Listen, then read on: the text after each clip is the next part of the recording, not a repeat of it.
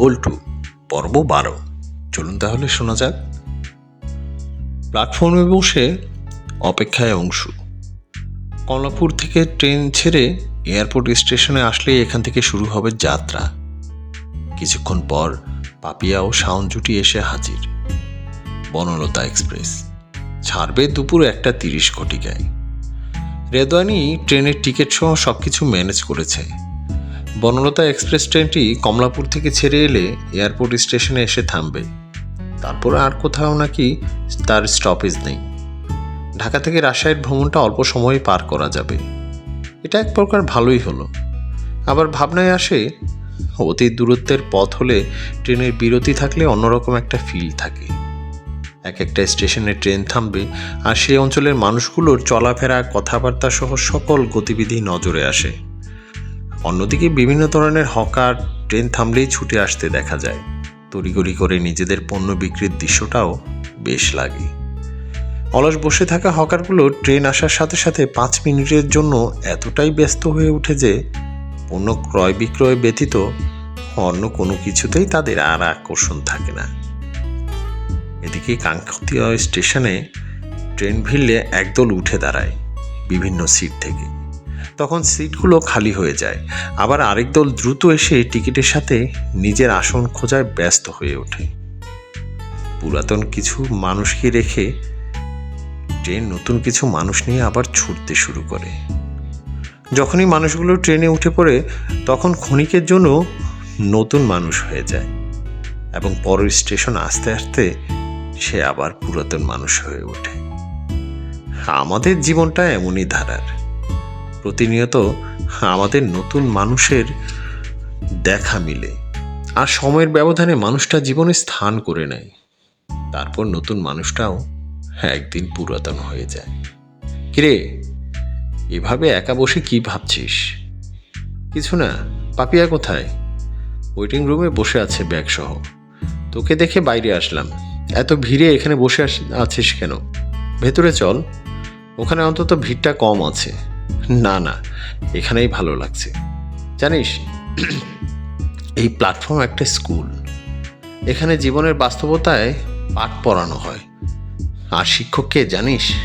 আপনি না বললে জানবো কিভাবে জনাব? ওই যে দেখছিস পথশিশু, ওরা। ওরা শিক্ষক কিভাবে? তাদের জীবনের বাস্তবতা আর নিষ্ঠুরতায় ওরা যে কাঠামো নিয়ে গড়ে ওঠে, এটা আমাদের অজান্তেই অনেক কিছু শিখিয়ে যায়। এসব ফিলোসফি আমার মাথার উপর দিয়ে বেরিয়ে যায়। তোর সাথে তনয়ার মিলবে, আমার না। একটু অপেক্ষা কর। ট্রেন এলে সিটে বসে দুজন দুজনকে বুঝিয়ে বলিস। আবার শুরু করলি? দুজনের আলাপচারিতা আর হাসাহাসির মাঝখানে অ্যানাউন্সমেন্ট শোনা গেল। কিছুক্ষণের মধ্যেই বিশাল দেহ নিয়ে ট্রেনটা সামনে দিয়ে হনহনিয়ে ছুটে এসে থামল। শাওন তড়িঘড়ি করে ব্যাগ আর পাপিয়াকে নিয়ে এসে হাজির। টিকিটের সাথে বগি মিলিয়ে আমরা উঠতে যাচ্ছি, কিন্তু বেশ ভিড়, আর ভিড় ঠেলে ওঠাও অনেক কষ্টকর। সময় অল্প, এর মাঝে ট্রেনে উঠে পড়তে হবে, নতুবা ট্রেন মিস হতে পারে। যাক, কোনো মতে ভিড় ঠেলে উঠা গেল। আমাদের সিটগুলো পড়েছে মাঝের সারিতে, তাই মুখোমুখি বসে আড্ডা দেওয়ার সুযোগটা হয়ে গেল। কিছুক্ষণের মধ্যেই ট্রেন ছুটে চলেছে ঝিকঝিক শব্দ তুলে। যা কিছু আছে স্থির, তা পেছনে ছুটে চলে যাচ্ছে আমাদের সামনের দিকে। এয়ারটাইট এসি বগি, তাই বাইরের তুলনায় শব্দ একটু কম। আমরা সকলে এক প্রকার আড্ডায় মজে গেলাম। পাপিয়া বাসা থেকে ট্রেনে খাওয়ার জন্য কিছু ভাজা পোড়া নিয়ে এসেছিল। ব্যাস, জমে গেল আড্ডা, মচমচে আনে বেজে। ট্রেন টাঙ্গাইল এসে স্টেশনের আউটারে কিছুটা ধীর গতি নিয়ে এগিয়ে যাচ্ছে। কিছু দূর যাওয়ার পর দেখা যায় পাশের লাইনে অন্য একটা ট্রেন এসে থেমেছে। আমাদের ট্রেনটা অল্প গতিতে এগিয়ে গেল পাশ কাটিয়ে। কিছু দূর যাবার পর আবার গতি বাড়াতে থাকে। অবশেষে ট্রেন এসেছে যমুনা নদীর তীরে। নদীর ওপারে সিরাজগঞ্জ জেলা। এদিকে বসে আড্ডা দিতে ভালো লাগছে না। অল্প কিছুক্ষণের মধ্যে ট্রেন যমুনা রেল সেতু দিয়ে নদী ক্রস করবে। তাই আমি উঠে এসে দরজার সামনে দাঁড়াই। ট্রেনের গতি এতটাই যে দরজার দাঁড়িয়ে থাকাটা এক প্রকার ভয়াবহ ছিল। ব্রিজের দিকে বাঁক নিয়ে ঝকাঝক শব্দ তুলে ট্রেন হনহনিয়ে ছুটে যাচ্ছে। কিছুক্ষণের মধ্যে শাওন ও পাপিয়া এসে দাঁড়ায় অপর দিকের দরজাটায়। দুজনে একে অপরকে ধরে রেখেছে আগলে। ব্রিজে উঠতে যাবে এমন সময় এসে হাজির হয় তনয়া। আমিও দরজায় দাঁড়িয়ে নদী পার হওয়া দেখব। নিজেকে সামলাতে পারবে? ট্রেনের গতি কিন্তু অনেক, তাছাড়া গতির কারণে ট্রেনও দুলছে বেশ। অসুবিধে নেই, আমি পারবো সামলাতে। এখন হেমন্তকাল, শীতের আগাম বার্তা হেমন্ত দিয়ে যাচ্ছে। বিকেলের মিষ্টি রোদে গা ভাসিয়ে ট্রেনটা সজোরে এগিয়ে যাচ্ছে, আর তার সাথে আমরা পাশাপাশি দুজনে দাঁড়িয়ে নদী উপভোগ করছি। আমাদের ব্রিজের খানিকটা দূরে ছিল যমুনা সড়ক সেতু। ট্রেনের সাথে পাল্লা দিয়ে বাস, ট্রাক সহ সকল যানবাহন ছুটে যাচ্ছে। শুকনো মৌসুমে যমুনায় তেমন পানি না থাকায় দূর দূরান্তের ধুধু বালির মাঠ দেখা যায়। ব্রিজে উঠতেই প্রচণ্ড ঝকাঝক আওয়াজে আমরা কেউই কারো কথা শুনতে পারছি না। এদিকে তনয়া বারবার নিষেধ করার পরও এগিয়ে এসে আমার পাশাপাশি দরজায় দাঁড়ানো। বাতাসে এলোমেলো চুলগুলো উঠছে তার। আমি তাকিয়ে আছি অপলক। সীমাহীন পথ চলার মতো আমাদের বয়ে যাওয়াটাও যেন অনন্তকাল। গতিতে ট্রেন ঝাঁকায়, আবার সাবলীল হয়। আমার এক হাত মুক্ত, আরেক হাতে দরজার হ্যান্ডেল ধরা। হঠাৎ ঝাঁকিতে তনয়ার হাতটা হ্যান্ডেল থেকে ছুটে যেতে চাইল, আর সে চিৎকার দিয়ে ওঠে। আমি ঝাপটে তাকে আগলে ধরি। চিৎকার শুনে শাওন ও পাপিয়া ছুটে আসে। তার শরীর ভয়ে কাঁপছে। তা জড়িয়ে ধরার পর সেটা অনুভব করছি। করলে কি? এখনই তো অঘটন ঘটে যেত। তাকে বলেছিলাম ট্রেন ঝাঁকাচ্ছে, তুমি সামলাতে পারবে না। শোনেনি আমার কথা। তনয়া তখনও চোখ বন্ধ করে দাঁড়িয়ে আছে আমায় জড়িয়ে। সমস্ত শরীরটা যেন নিস্তেজ হয়ে আসছে। কিছুক্ষণ পর ছেড়ে দিয়ে একটু স্বাভাবিক হয়ে বলে উঠল, সরি। আমরা তিনজনই একে অপরের দিকে তাকাই। তাকে আর বেশি কিছু একটা বলিনি, এমনিই ভয় পেয়েছে। তার উপর চড়া হলে হয়তো কেঁদে দিতে পারে। আমরা আবার সিটে গিয়ে বসে পড়ি। বোতলের পানি গিলে এবার স্বাভাবিক হওয়ার চেষ্টা করছে সে। বিষয়টা সকলকে জানালে আড্ডা রেখে জ্ঞান বিজ্ঞানে মেতে উঠবে, তাই আর কাউকে কিছু বলা হয়নি। শাওন পাপিয়া এসে সিটে বসল। ওরা স্বাভাবিক হতে কিছুটা সময় লেগেছে যদিও, তবে আমরা তিনজনই ছিলাম স্বাভাবিক, যেমন কিছুই হয়নি। বিকেল 5:30 নাগাদ আমরা রাজশাহী শহরে ঢুকে পড়লাম। প্ল্যাটফর্মে নেমে এগোতেই ট্রেন আমাদের পাশ কাটিয়ে চলে যাচ্ছে চাঁপাইনবাবগঞ্জের উদ্দেশ্যে। আমাদের রিসিভ করতে এসেছে প্রান্ত। সে আমাদের ভার্সিটির মাইক্রোবায়োলজির স্টুডেন্ট ছিল এবং সে সময় আমাদের আড্ডার মধ্যমণি কয়েকজনের ছিল একজনা। অটোরিকশায় বসে শহরের মাঝ দিয়ে এগিয়ে যাচ্ছি। উঠেছি শহরের একটা রিসোর্টে। ব্যবস্থাটা প্রান্তই করে দেয়। বন্ধুরা, তোমরা সকলে রাতে আমার বাসায় খাওয়া দাওয়া করবে, তোমার বৌদিকে সেইভাবে বলা আছে। আসার আগে তোকে কি বলেছিলাম, আমরা কেউ বাসার পরিবেশে ঢুকবো না। তাই তো তোর সরকারি গেস্ট হাউসে থাকতে চাইনি। এখন আবার এসব বলছিস? আমরা নিজের মতো করে কাটাবো বলেই তো এটা করা, নাকি? ডিনার আমার বাসায় হোক, কাল থেকে তো বাইরেই কাটবে। তোরা রেস্ট নে, আমি 8টায় চলে আসবো তোদের নিতে। রুমে এসে যার যেমন গুছিয়ে নিলাম। ফ্রেশ হয়ে ম্যানেজারকে বলে আনিয়ে নিলাম চা নাস্তা। সোডিয়াম আলো শহর ছেড়ে আমরা এখন রিসোর্টের ডিম আলোয় ছড়িয়ে ছিটিয়ে। বেশ গোছানো জায়গাটা। সামনে লেকের মতো পুকুর, আর চারপাশে হাঁটা চলার জন্য পাকা রাস্তা করে দিয়েছে। পুকুরের জলে লাইটিং করা ফোয়ারা, আর পুকুর ঘাটের বেদিটাও বসার জন্য পরিপাটি করা। গেটের পাশ ঘেঁষে বাগান বিলাসের রঙিন ফুলগুলো মন ছুঁয়ে যায়। আমরা সকলে চায়ের কাপে আড্ডায় জমে যাই। আগে কয়েকদিন কোথায় কোথায় যাওয়া হবে সেটা ছক কষা হচ্ছে। তনয়া অনেকটা চুপচাপ। পাপিয়ার কাছে এসে তাকে স্বাভাবিক করার জন্য নিয়ে চলে যায় পুকুর পাড়ে। আমাদের আলাপ আলোচনার মধ্যে চলে আসে প্রান্ত ও তার স্ত্রী অনশ্রী। তাদের নিয়ে শুরু হয় আমাদের রোডম্যাপ। আমরা আসবো বলে ওরা এবার ছুটিতে বাড়ি যেতে পারল না। প্রান্তের মাধ্যমে আমরা গাড়ি বুকিং দিই সকলের জন্য, তারপর বেরিয়ে যাই তার বাসার উদ্দেশ্যে। পরদিন সকালে শুরু হয় আমাদের ভ্রমণ। আমরা যাচ্ছি রাজশাহী থেকে কুষ্টিয়া রবীন্দ্র কুটি বাড়ি দেখতে।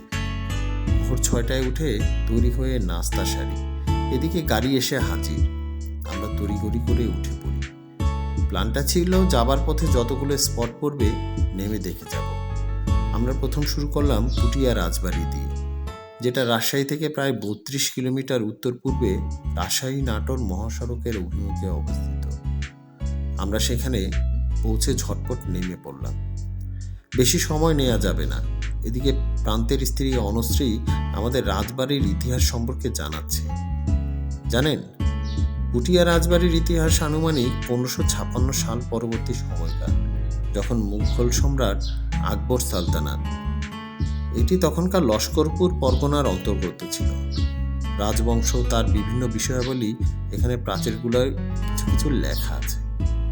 এই স্টেটের কুমার যতীন্দ্র নারায়ণ 1880 সালে ঢাকা জেলার ভুবনমোহন রায়ের কন্যা হেমন্ত কুমারী দেবীকে বিয়ে করেন এবং তিনি 15 বছর বয়সে 6 মাসের অন্তঃসত্ত্বা অবস্থায় স্বামী বিয়োগে বিধবা হন। রানীর রাজ্যের প্রজাতির কথা বিবেচনায় বহু উন্নয়ন ও সৎকার্য করতেন। তার এই সকল সৎকার্যের জন্যই তিনি তৎকালীন ব্রিটিশ সরকারের লর্ড কার্জন কর্তৃক 1901 সালে রানী এবং পরবর্তীতে 1920 সালে লর্ড আরউইন্ডের সময়কালে উপাধি পান মহারানী।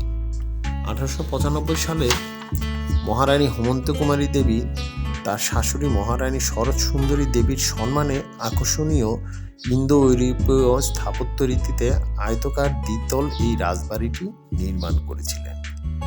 এখানে আরও কিছু ঐতিহাসিক বিষয়াবলী আছে যা রাজবাড়ি ও রাজাদের ইতিহাস নিয়ে স্থান পেয়েছিল। আরে বাহ অনুশ্রী, তোমার তো দেখি ইতিহাস সম্পর্কে ভালো জানা আছে।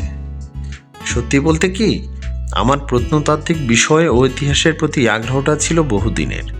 ভার্সিটিতে আমার সাবজেক্টও ছিল এটা, তাই আগ্রহের ভিত্তিতে এগুলো নিয়ে স্টাডি করতাম, আর জানা হয়ে গেল অনেক কিছুই।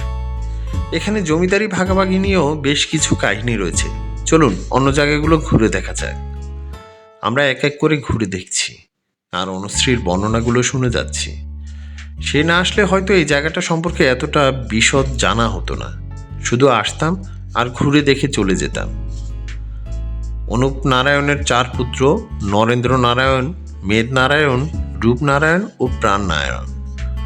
1744 সালে এই রাজ স্টেটটা বিভক্ত হয়, যেখানে বড় ভাই নরেন্দ্র নারায়ণের অংশে 5 আনা এবং ছোট 3 ভাইয়ের অংশে 3.5 আনা নির্ধারণ করা হয়েছিল। এই জমিদারির প্রথা ছিল কতকাল। মহারানীর মৃত্যুর পর ধীরে ধীরে সারা দেশে জমিদারি প্রথার বিরুদ্ধে গণজাগরণ ঘটলে পুঠিয়া রাজবংশেরও বিলুপ্তি ঘটে। পুঠিয়ায় জমিদার ও রাজাগণ প্রশাসনিক কাজকর্ম পরিচালনার জন্য এবং ধর্মীয় কার্যাদি সম্পন্নের জন্য বিভিন্ন স্থাপত্য কাঠামো ও উল্লেখযোগ্য সংখ্যক মন্দির নির্মাণ করেছিলেন।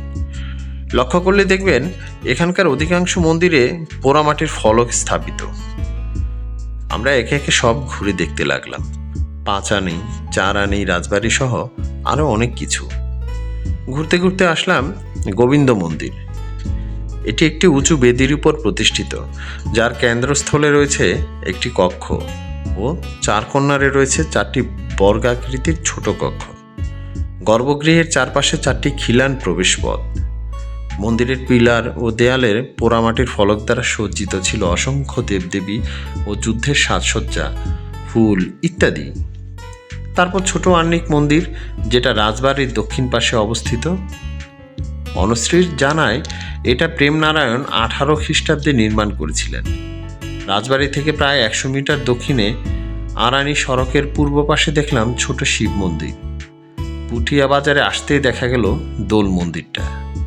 জানা যায় দোল মন্দির 5 আনি জমিদার ভূপেন্দ্র নারায়ণ 1778 খ্রিস্টাব্দে নির্মাণ করেন এবং বড় শিব মন্দিরটি বাজারে প্রবেশ করতেই বাম দিকে রাস্তার শিবসাগর নামক দিঘির পাড়ে অবস্থিত। এটি সম্ভবত 1823 সালে ভুবনময়ী দেবীর নির্মাণ করেছিলেন। রানী সেখানকার জগন্নাথ মন্দিরও নির্মাণ করেন একই সময়ে। তারপর আসলাম শ্যামসাগর দিঘির পশ্চিম পাড়ে 4 আনি জমিদার বাড়িতে। এখানেও বড় আহ্নিক মন্দির, ছোট গোবিন্দ ও গোপাল মন্দির নামে পাশাপাশি 3টি মন্দির রয়েছে। অনুশ্রী জানালো আনুমানিক 17 বা 18 শতকের দিকে মন্দিরগুলো নির্মাণ হয়েছিল। এই অঞ্চলে অনেক বড় বড় দিঘি দেখতে পেলাম। ঠিকই বলেছেন। রাজবাড়ির আশেপাশে 6টি রাজদিঘি বিরাজমান, যার এক একটার আয়তন প্রায় 6 একর। এখানে আরও অনেক জায়গা আছে, যেমন হাওয়াখানা, যেখানে রাজবাড়ির সদস্যরা রাজবাড়ি থেকে রথ বা হাতিতে চড়ে যেতেন অবকাশ যাপনের জন্য। কৃষ্ণপুর মন্দির, ক্ষিতীশচন্দ্রের মঠ, কেষ্টখেপার মঠ ইত্যাদি। আপনারা অনলাইনে গুগলে সার্চ দিলে এগুলোর ইতিহাস সম্পর্কে আরও বিশদ জানতে পারবেন। আমরা এখানে আর সময় ব্যয় না করি, দোকান থেকে কিছু খেয়ে নিয়ে এসে উঠে পড়ি গাড়িতে। দূরের পথে ট্রাভেল করলে সময়ের দিকে খেয়াল রাখতে হয়, তাই প্রয়োজনীয় সামগ্রী নিয়ে আমরা উঠে পড়লাম। বাঘা উপজেলায় আসতেই বাজারের পাশ দিয়ে বয়ে যাওয়া ছোট রাস্তায় ঢুকে গাড়ি এগিয়ে গিয়ে থামলো। সবাই ঝটপট নেমে গেল। প্রান্ত বর্ণনা করছে এবার। এসেছি আমরা সেই ঐতিহাসিক বাঘা মসজিদে। এই মসজিদ সম্পর্কে বিশেষত্ব কি আছে? 1523 খ্রিস্টাব্দে হুসেন শাহী বংশের প্রতিষ্ঠাতা আলাউদ্দিন শাহর পুত্র সুলতান নাসির উদ্দিন নসরত শাহ 256 বিঘা জমির উপর এই মসজিদটি নির্মাণ করেছিলেন। মসজিদের দৈর্ঘ্য 75 ফুট, প্রস্থ 42 ফুট আর উচ্চতা 24 ফুটেরও বেশি হবে। এত বড় মসজিদটি শুধু চুন আর ইটের সুরকি দিয়ে নির্মিত এবং 6টি স্তম্ভের উপর দাঁড়িয়ে। এতে 10টি গম্বুজ দেয়া হয়েছে। মসজিদের বাইরে ও ভিতরে টেরাকোটা নকশা করা। এবার মসজিদটির পিছনের দিকে চলো। আমরা সকলে তার পিছু পিছু চলছি। তারপর নিয়ে গেল একটি দিঘির দিকে। দিঘির পাড়ে আসতে হলে মসজিদের উঁচু অংশ থেকে নেমে নিচের দিকে আসতে হয়। জানিস, এই দিঘি 52 বিঘা জমির উপর নির্মিত। বাংলার তখনকার সাদিল সুলতান আলাউদ্দিন হুসাইন শাহর পুত্র নসরত শাহ জনকল্যাণে এই পুকুরটি খনন করেন। এই এলাকায় এটাই ছিল সবচেয়ে বড় জলাধার। শীতকালে প্রচুর অতিথি পাখির আনাগোনা থাকে। এখানে ঈদ উল ফিতরের দিন থেকে শুরু করে 3 দিন বাঘা মেলার আয়োজন করা হয়। জনশ্রুতিতে আছে এ মেলার প্রায় 500 বছরের ঐতিহ্য। বাঘা মসজিদ দেখার পর আমরা যাত্রা করলাম কুষ্টিয়ার উদ্দেশ্যে।